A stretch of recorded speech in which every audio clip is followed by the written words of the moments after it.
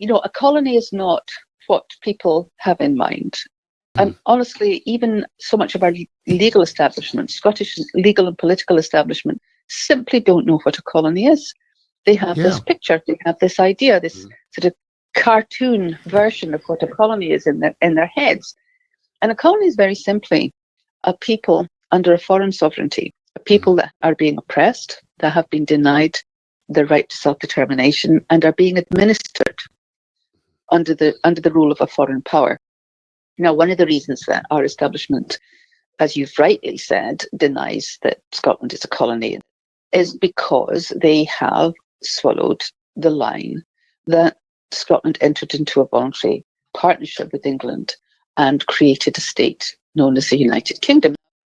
We started where I took a good look at the terms and conditions of this partnership, this union, and it was clear that there were preconditions. There were conditions under which the treaty was to be signed, conditions under which the union itself could come about.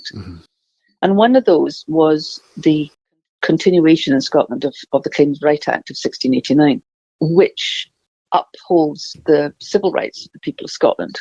It also upholds the constitutional difference in Scotland, which makes people legally the authority over the government. Now, those things were really, really important. They meant that in Scotland, if the union was real, the people remained sovereign, their rights remained in place constitutionally. So that was protected. That is what was protected as a condition of the union.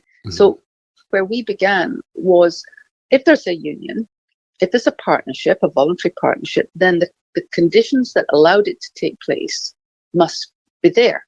If those conditions have been thrown out, which they have, then we're not in a partnership, and the only other thing we could be is a colony, it's dependency. So we plan to go and get that, force that question to be looked at and answered at an international level. And to do that, we had to establish a liberation movement, because you have to have standing. You have to be the kind of NGO or a state that can approach one of these major UN organs, committees, to get a hearing, to get your question answered.